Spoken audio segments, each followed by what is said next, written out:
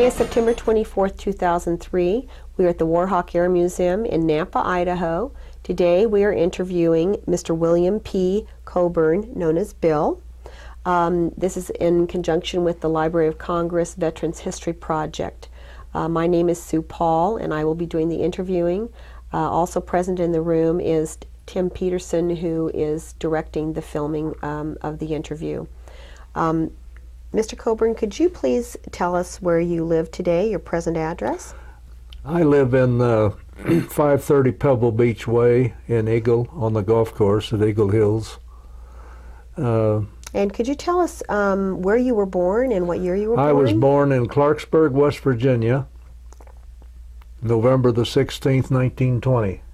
And sir, could you tell us which war you served in and what division of the military that you served in? I served in the Army Air Corps. I enlisted in January of 1942. And then, of course, in 47 or 46 or 47, it became the Air Force.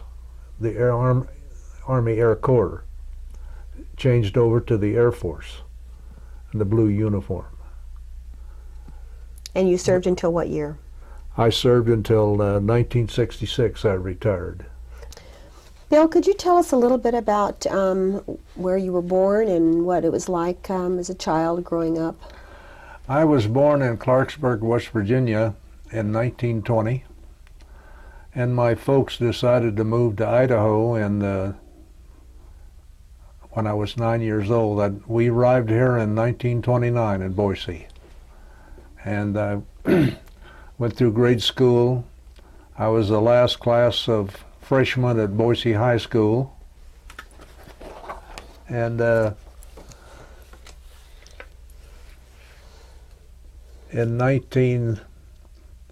graduated in 1940, and my brother and I went to work for J.L. Turtling over in Hermiston, Oregon on the ordnance depot building these igloos, and the war broke out in December of 41. So we quit and came back to Boise, and I enlisted in the Army Air Corps.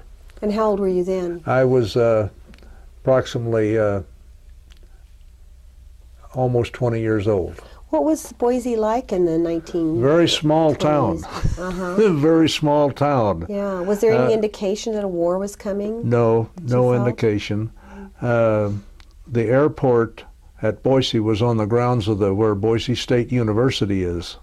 I can remember the Boeing 247s coming in there and landing, and the Air Guard and the Army Air Corps Guard in the P-26s, and Boeing P-12s, and that's when I had a very strong desire to fly. And during 1936, I built a model that at the Granada Theater put on a contest, and I won the contest with that model. I forget how much. I won $20 or something of that nature. But anyway, I enlisted in January of 42, and went to Fort Lewis, Washington, where I was given my shots and was there for a few days, and then they sent me to Shepherd Field, Texas for basic training. Had you flown in an airplane before that? Had never been in an airplane in my life. Just knew you wanted to fly. But when I got there, I attempted to go into pilot training, but you had to have 2 years of college, and I had only high school. So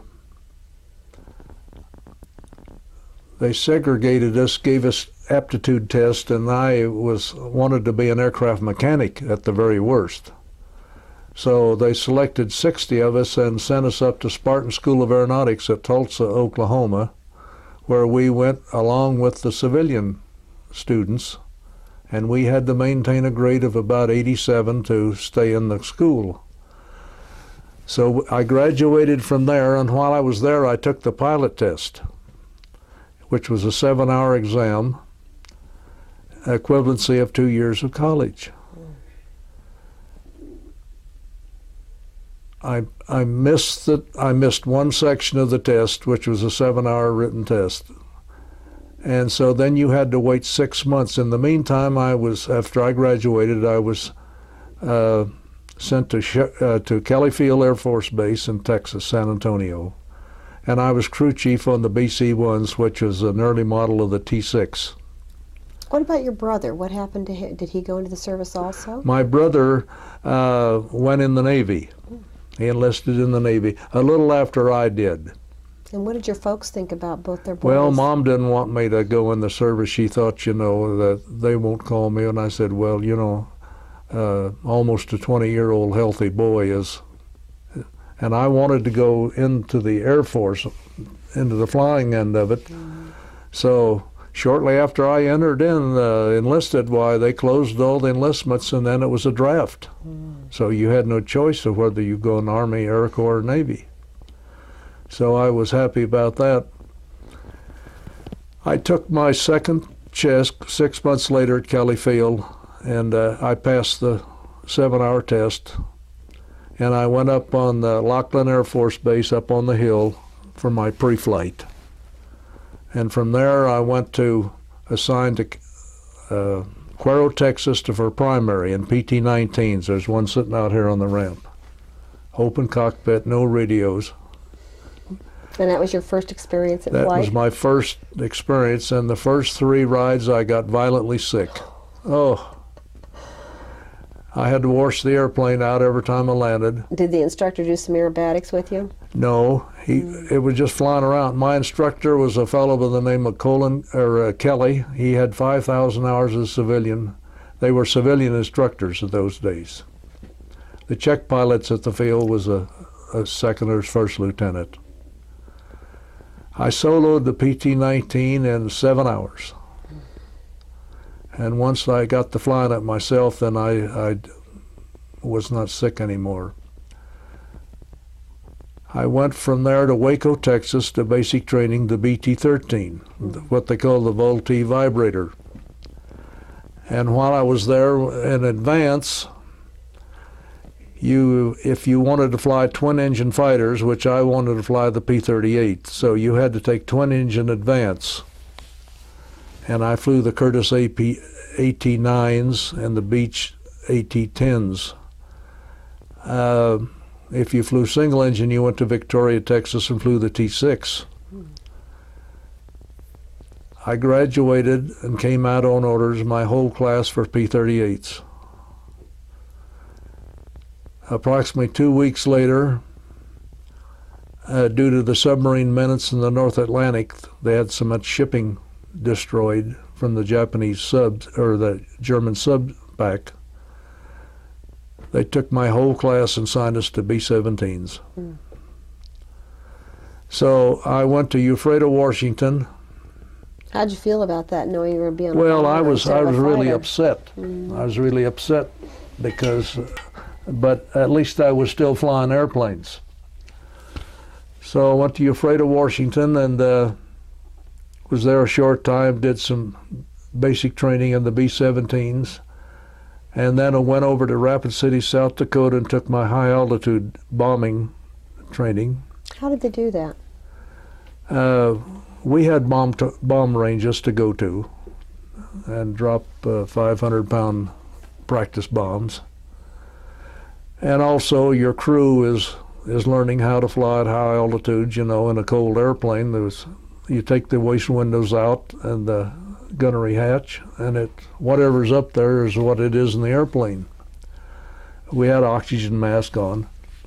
So we could finish that training and was shipped immediately to Topeka, Kansas, where we received our gear for overseas. And another week I was aboarding the Queen Mary in New Jersey. And nobody told us where we were going. We got there late at night, and there was a little dim light in the gangplank up the side into the Queen Mary, and it had been loading for about 4 days, 5 days. But anyway, we left the next morning. It was still dark. Must have been about 3 o'clock in the morning. What did the ship look like? The Queen Mary, such a the magnificent Queen Mary ship. is a monster ship. I've been through it down at Long Beach. They had converted it, and when we were at sea the next morning, we were well at sea. I saw no land, no nothing. There was 18,000 of us on that ship, size of an army division. How many to a room did they put? Well, I was in a maid's quarter with 7 other guys. In a maid's quarters, they had the tiers laying in bunks, you know, about that far apart, so you slide in your bunk. Had you been able to contact your family and let them know you were leaving? No. So they didn't know you were leaving? Didn't know. Here's a boy from little old Boise, Idaho. I had a total of, we arrived at the Firth of Clyde in Glasgow, Scotland. We were 4 nights and 3 days, unescorted across the Atlantic. And that ship was doing about 38 knots. Well, the Jap subs could only run about 7 or 8 knots, and they'd change course ever so often. I got sick on the Queen Mary, and it was run with an English crew, so we had warm Coca-Cola, and the food was terrible. We sit in dining rooms where the elite had sat with the big pillars. We arrived in Firth of Clyde and went to a training base in Scotland, where we were there about 4 or 5 days. And then we went to our regular air base. I was at Chelveston, England, which was near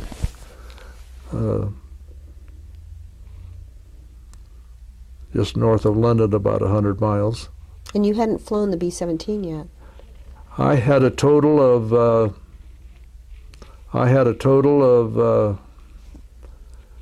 90 hours in the B-17 when I flew my first combat mission over the submarine pens at Kiel, Germany. And from the day I went in the Kelly Field to pre-flight to the day I flew my first combat mission was 12 months. I had a total flying time, I think, of 475 hours, 90 hours in the B-17, the biggest airplane in the world, and I was 21 years old.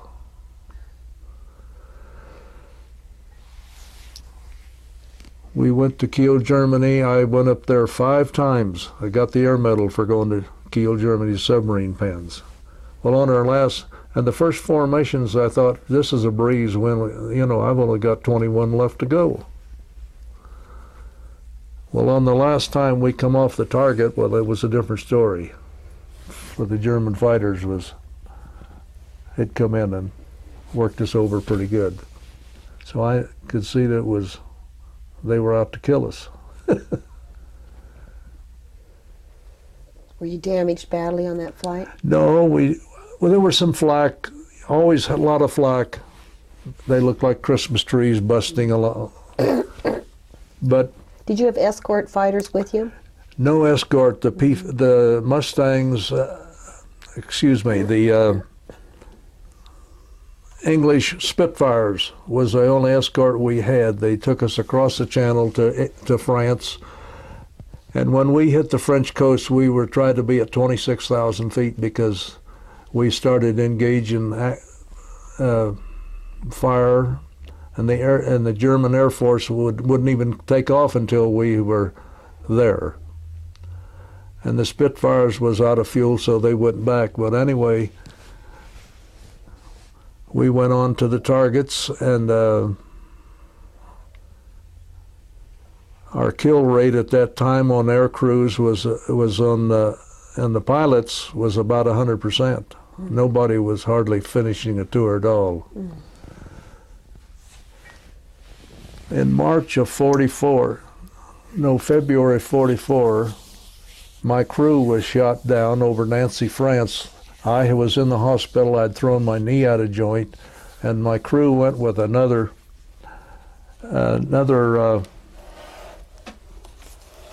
You have some pictures of this here we'll look at while you're talking. My crew went with another pilot, and they were shot down over Nancy, France. And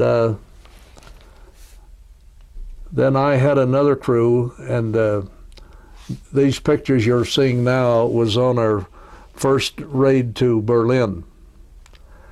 And the two fighters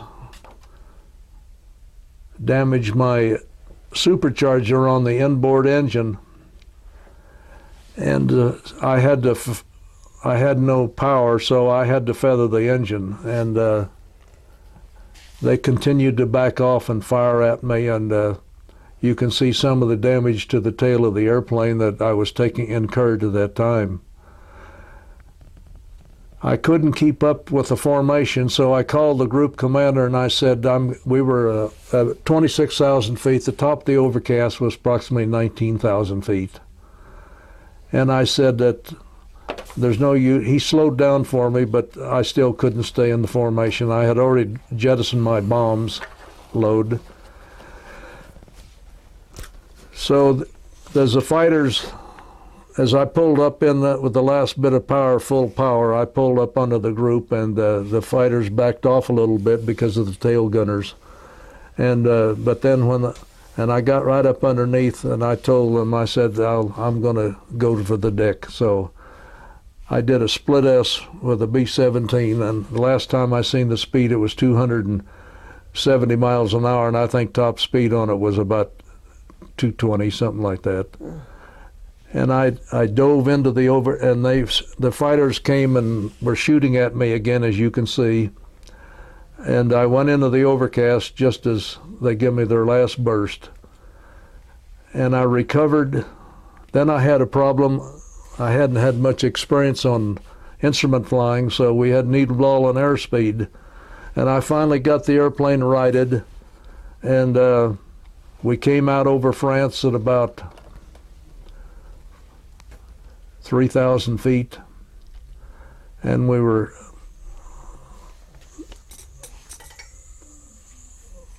progressing along at about 115 or 20 miles an hour. The airplane was vibrating so bad, and the smoke in the cockpit, and all the crew was upset.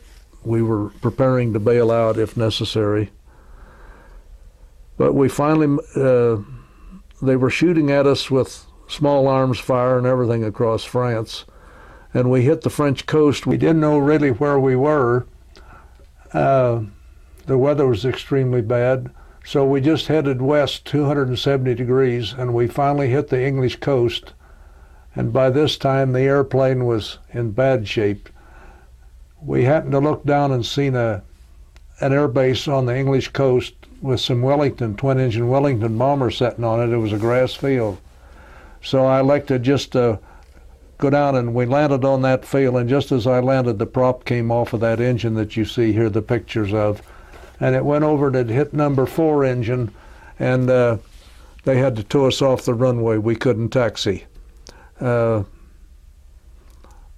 pretty much ended. What condition was your crew in at that point? Very shook up, very shook up. The pilot and the navigator and the bombardier came up out of the nose. They couldn't stand that propeller spinning that close to them, so they come up and stood in the cockpit till we landed. Did everybody survive? Everybody survived. We had no casualties on that flight. I did have one mission to Frankfurt, Germany, where we were attacked with ME-109s, and they were shooting armor-piercing, and it came through the nose of the airplane and hit him, went through his flak suit, and we were at 26,000 feet at 61 below zero, and it took him 2 hours to die. We hadn't even got to the target yet, so we proceeded. So after that mission, then what were you assigned? Well, I finished up my tour 7 days before D-Day, and I knew that the invasion was going to take place because we could see the marshalling of the ships on the English coast. And how many missions had you flown by then? I had flown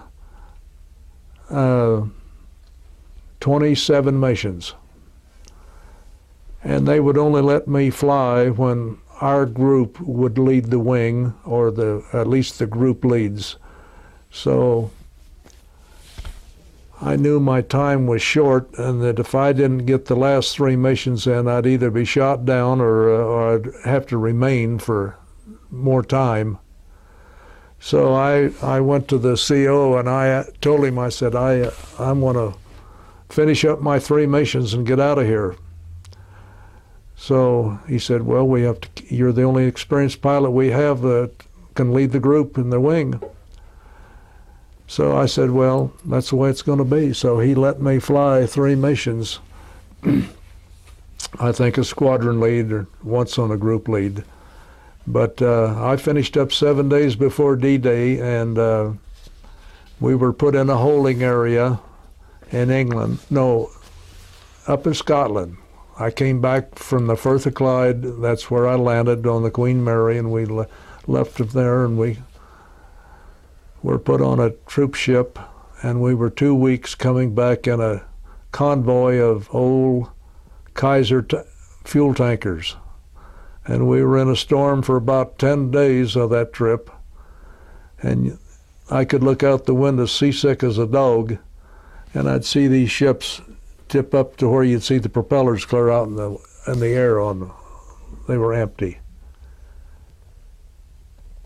Well, anyway, I was assigned we came back to California, Santa Monica Redistribution Center, and we were given a 2-week leave, so I came back to Boise and met my family and all the relatives. And then we went back to Santa Monica, and I was determined that I had severe operational combat fatigue. I was having hellish nightmares. So they sent me to Fort George Wright at Spokane at that time, which was a hospital. And I was treated with pentothal by a psychiatrist up there for about a month, I guess. Then I went back I was grounded for 6 months. I went back to Santa Monica, and they assigned me to Williams Air Force Base in Mesa, Arizona, which was ending up their P-38 program, and they was inducing the B-17 transition school, so I was assigned as test pilot and engineering officer. And that's where I finished my time in the Army Air Corps. And at this point, then, you had never flown a fighter plane? I had never flown a fighter plane. I came back to Boise, and in October of '46, they formed the Air National Guard, the 190th Fighter Squadron. Tom Lanphier was our commander. He is a gentleman who is reportedly shot down Yamamoto. No, that's Northern. I don't see his picture. Oh, here he is. Mm-hmm.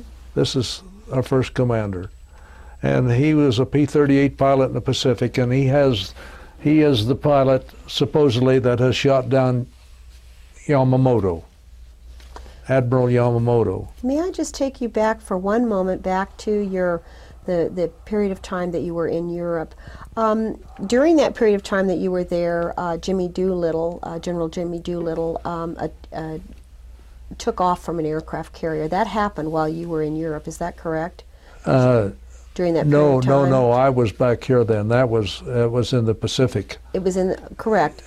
But you were in the United States when that happened. What did you hear about that, and what did you think about that? Well, I didn't really hear too much about it. My personal opinion is that the raid that they practiced and trained, and that they could take a B-25 off of the carrier, I think they did very little damage. I mean, they were all lost in some form.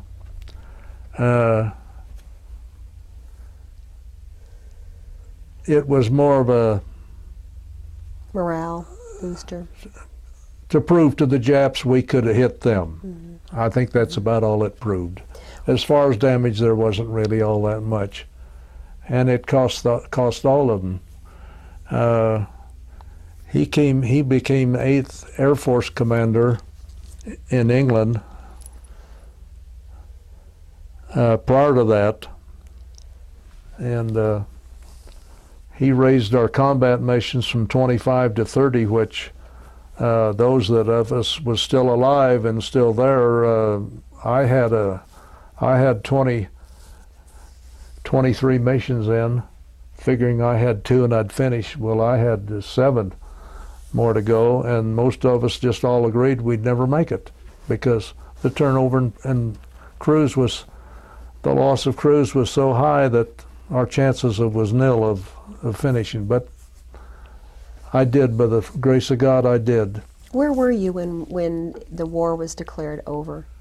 When the Japanese... I was at Williams Air Force Base. And do you remember that time? It was 1945. And what happened at the Air Force Base when it was announced? Not much ever happened. We had an opportunity to stay in or get out, and I sort of elected to get out. Sometimes I wished I'd have stayed in, but then you never know what would happen. While you were in Europe, you received the Distinguished Flying Cross, the Air Medal with 4 oak clusters, the European Theater of War with 2 battle stars. This was during your mission over Berlin. Well I was deserved. awarded those during the time that I was in combat. Well deserved. So now you're back in Boise, and it's 1946-47? In 1946, they started up the Air National Guard, or formed it, the 190th Fighter Squadron. Tom Lanphier was our CO. And I think we ended up in 1947, we had 25 P-51s, and you can see them right here. This was about 1948 or 49 when this picture was taken. And this is a picture here of me. That's great. And here's a picture of Tom Lanphier, our CO, that making this pass, but that's the old control tower at Yon Field. And we went to summer camp, our first summer camp down at, I can't think of the base in the Bay Area, Hamilton Field. We went to Hamilton Field and we were in tents out on the dike. And we did our summer camp there, our shooting of on the targets, air-to-air gunnery. Were you flying fighters by then? I would checked out in the P-51s. And what did you think about finally being in a fighter? I wished I'd have been in fighters all along, because it seemed like in the bombers you were at their mercy. You know, you couldn't. Of course, we had 10 50 caliber guns to shoot back, and we did shoot back. My crew was credited with 7 fighter kills in the 30 missions that they were shot down. And but you liked the Mustang. I loved the Mustang. It was a unforgiving airplane to fly, you know what I mean. We checked out the pilots, Martin Johnson, Kenny Nordling, and I were more or less the only instructors we had to check them out. And this is and Kenny Nordling up here. That's Nordling, and this was Martin Johnson. Well, the 3 of us right here. And in 1948, we went to summer camp at Walla Walla, Washington. No, you're afraid of Washington. And we were shooting, Kenny Nordling and Martin and I were shooting air-to-ground gunnery. And I come off the target, made a pass, and Nordling said that I had some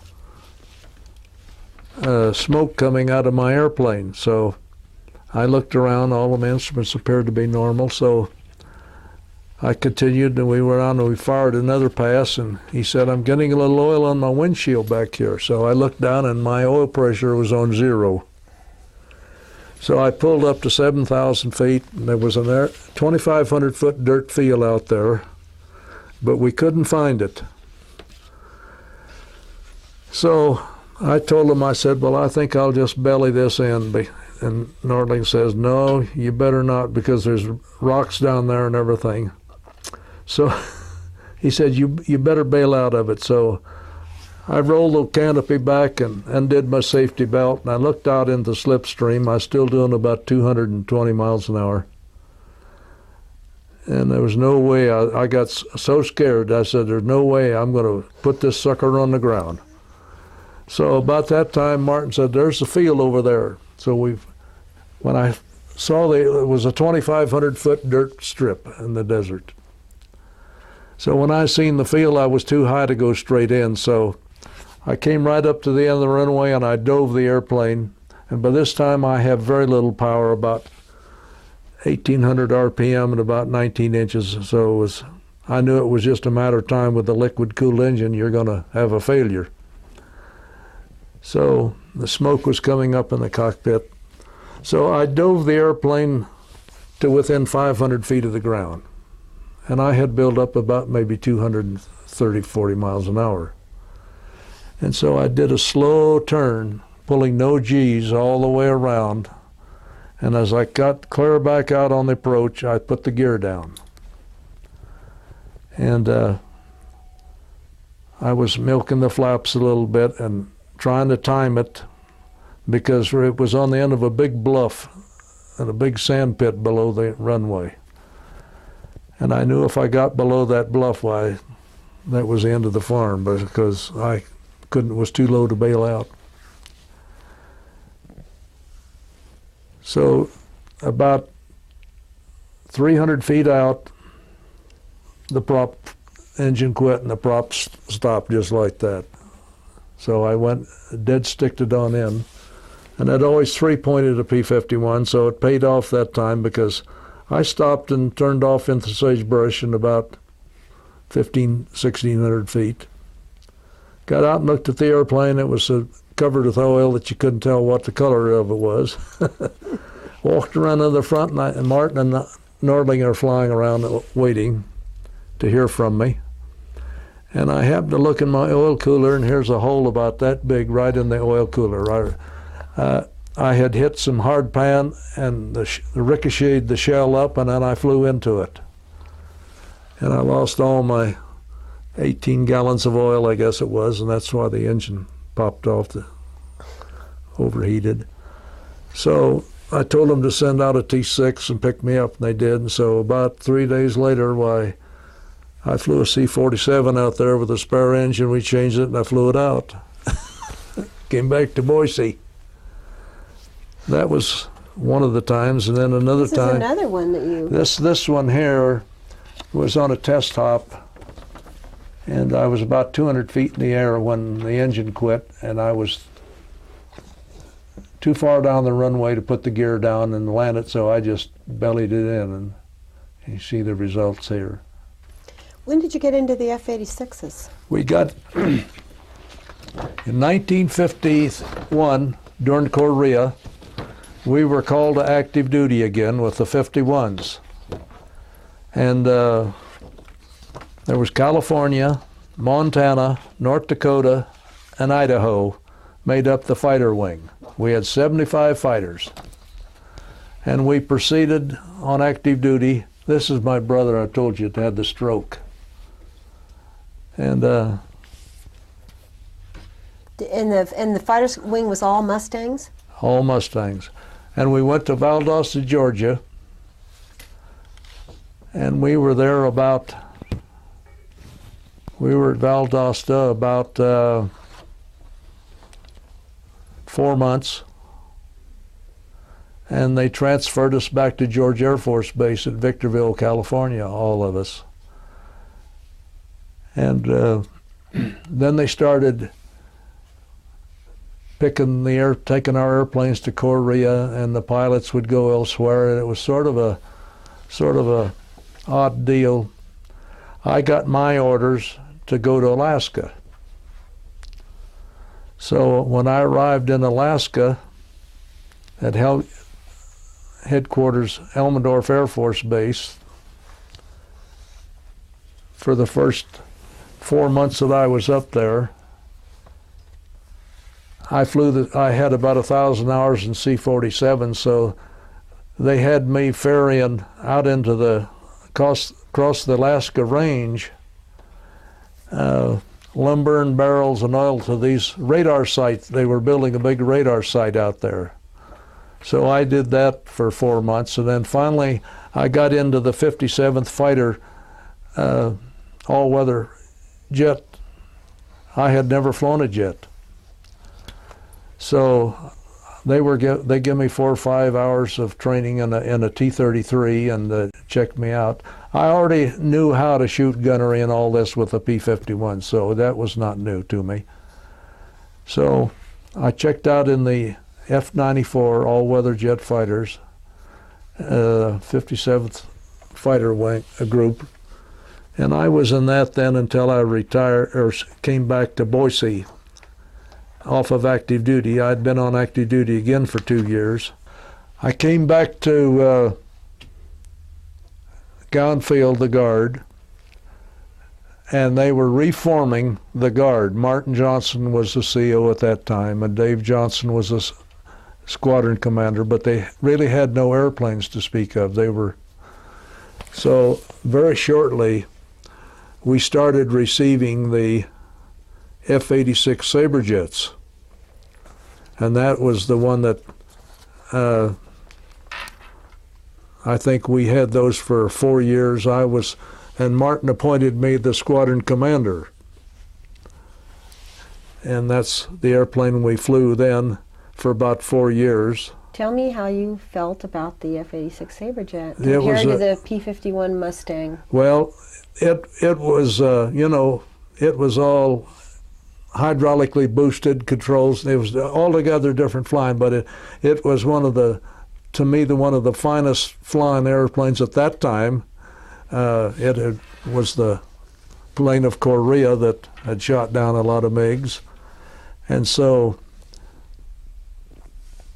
we had this airplane for approximately 4 years, and we fired air-to-air gunnery on the Sailor Creek Gunnery Range, which I, with some other fellows, had built previously in the 51 days. And this shows that some of our cadre of pilots, and when I was squadron commander, that we took. We had 25 F-86s, and lo and behold, after about 4 years, they assigned us back into, changed us into F-94 all-weather jet fighters, which I had flown in Alaska. So we were into that, and then a couple of years later, we were put in the F-89s. That's Scorpion. I don't have a picture of that, but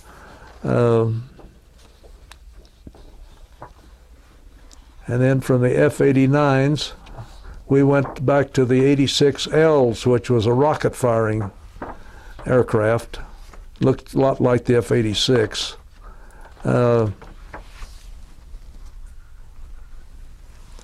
And then the last one that in the meantime, I was appointed as a chief of staff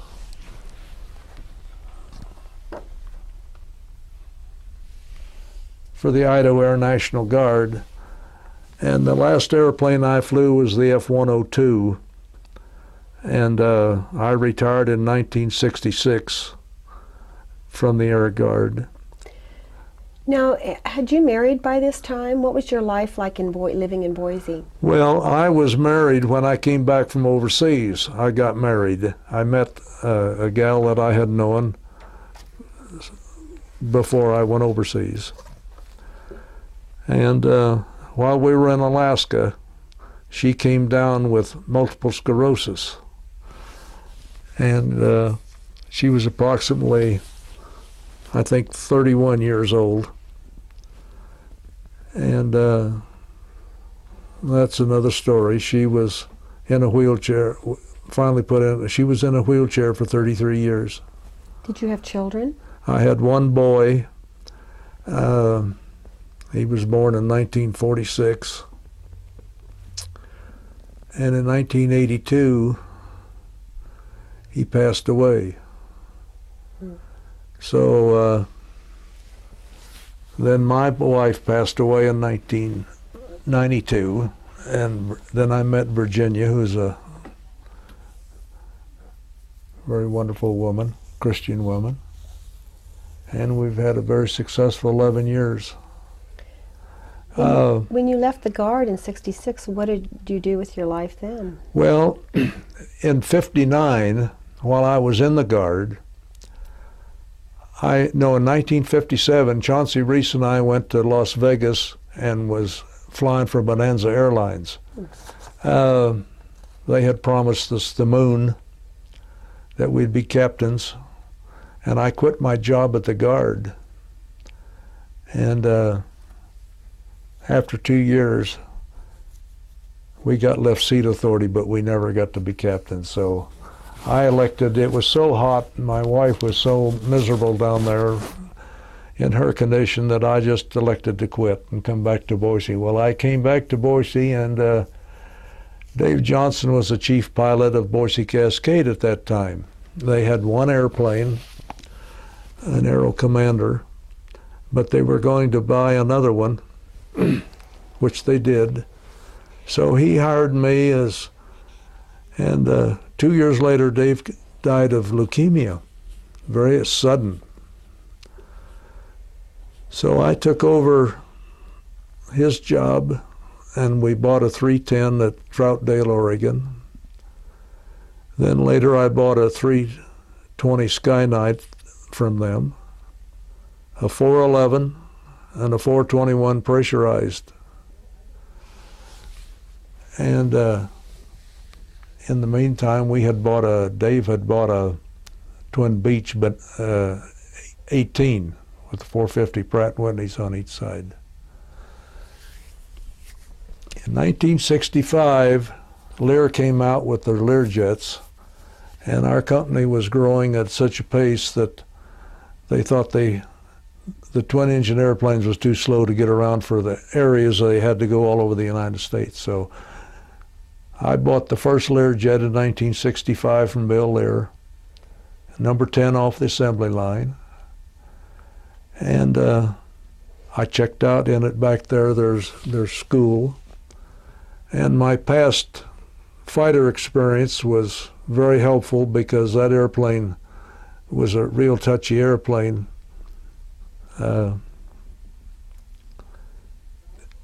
Again, it was one of the nicest airplanes I had ever flown commercially, because with 6 people in the airplane and a full load of fuel, I could level at 41,000 feet in 14 minutes. And it climbed at 400 knots at about 4,000 feet a minute.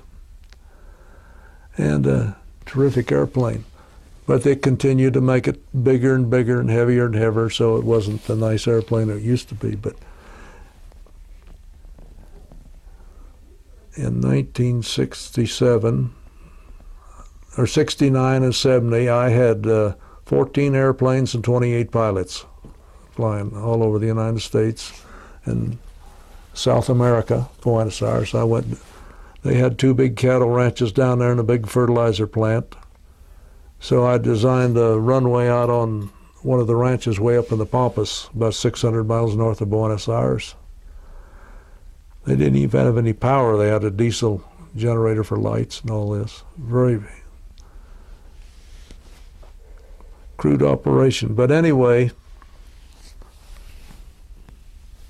I retired then from Boise Cascade in 1975, at which time to the present. But in summarizing my flying career of 34 years, I have flown military and civilian 40 different kind of airplanes. I've flown twin engine, 4-engine, jet fighters. I bought a Turbo Beaver on floats and skis, no wheels, at International Falls for our operation to fly into the Rainy Lake for Boise Cascade. I I've flown a Bell jet helicopter, which I purchased in about '67 for the company. The only thing I haven't flown is a glider. Are you going to do that? And I had that opportunity in Phoenix. There's a glider down there, and I asked the guy, and I said, could I fly it? He said, sure, after we get airborne, you do what you want to do with it. So, but last year, a friend of mine lives in Redmond, Oregon. I flew he has an ultralight, and I flew that at 82 years old. You know, your story is so amazing, Bill, because starting at such a young age, you experienced so many life experiences that you, of course, never expected to have, and never knew you would be a part of history as you are in so many different ways, not in any one way, but certainly through the whole expanse of your life. When, at any point, can you tell me, how do you feel that your life experiences formed who you became as a person, who you are today? I fulfill my kid dream to fly an airplane. I built models. When I went through Spartan School of Aeronautics, it was a cinch for me because I had done so much study and knew this and that and the other that other kids didn't know hardly anything about airplanes. They'd struggled in pilot training. You know, like they'd flash up in a picture of a Jap fighter. I knew instantly what it was. But some of these guys had no idea. Identification. So I fulfilled a child's dream, a young boy's dream. I haven't made much money, but I have had a career of excitement. My type of flying versus some guy that's flown for 20 years on the airline. He's got buku hours, but he does it on autopilot, and it's same tree, same house. You know, you're sort of like a taxi driver, and that's what I didn't like about it when I was flying for Bonanza. But you sound like the kind of person, obviously from your experiences, who wanted to live your life, not watch it happen. In 1969, I bought a Cessna 182. And I used it to go fishing in the backcountry. I've been on every field in the backcountry, fly fishing. And well, I have to tell you that I'm so honored that you came to the Warhawk Air Museum for us to conduct this interview. You're a great American, Bill. You're a huge part of this country's history, and because of people like you, we are what we are today. And it's just been such an honor to have you here today. Well, thank you. The highlight of my career, I have 34 years, 40 airplanes, and 15,000 hours in the air.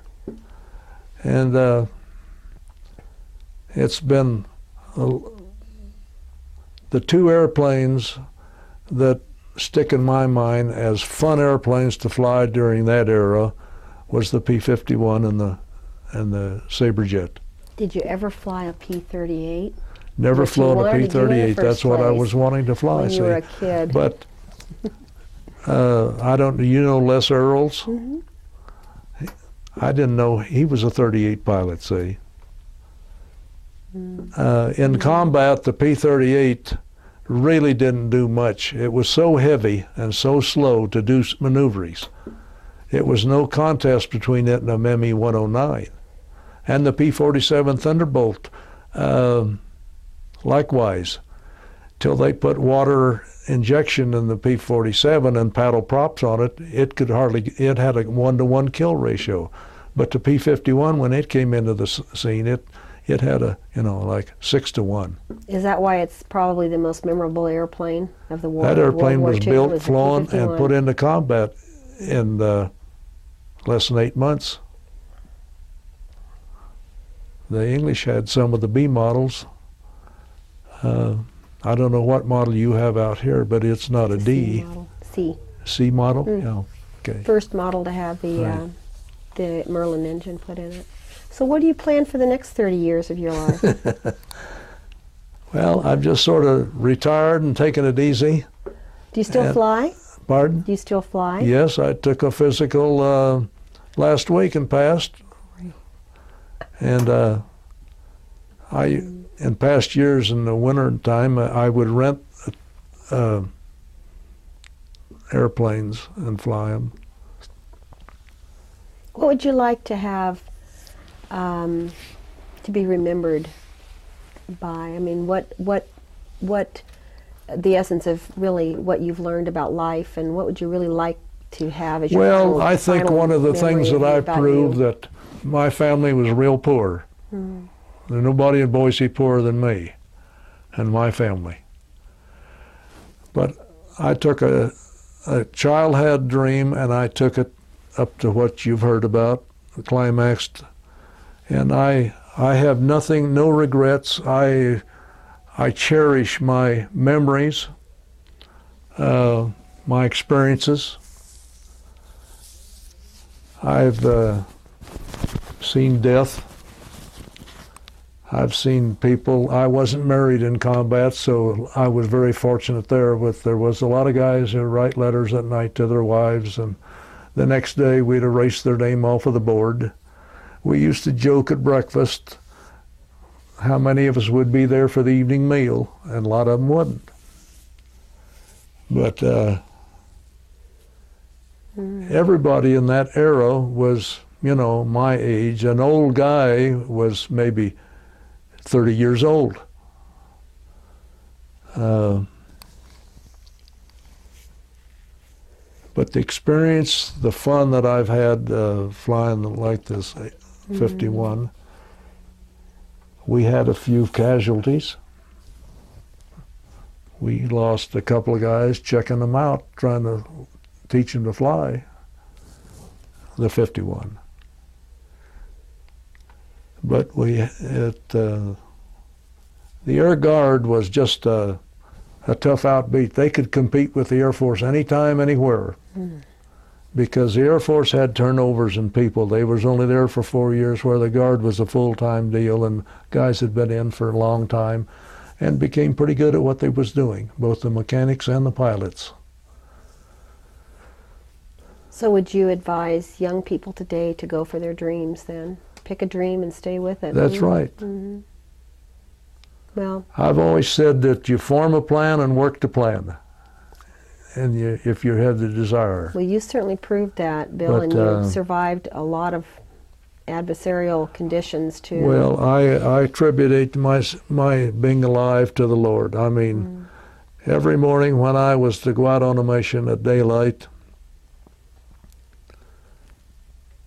I'd get up in the cockpit while they were loading all the bombs and the machine guns, and I'd ask the Lord to be with me for that day. And He would. And when I landed at night, they usually jumped out of the airplane and He'd give them 3 or 4 ounces of scotch or whatever, you know, and I'd sit in the cockpit and thank the Lord before that happened, and I attribute my still being alive to His helping me, had His hand upon me, because I tell these tales to people, and the guys, you know, about the Lord, and they say, well, you just weren't in the right place at the right time. Well, I was. But that's the answer you get. A guy that was in the same configuration I was in the Christian walk, why, he understands. Wow. So that's about... Well, we thank you so much for being such a great American, and thank you for coming here today. Thank you very much for having me. I enjoyed it. I hope I haven't bored you.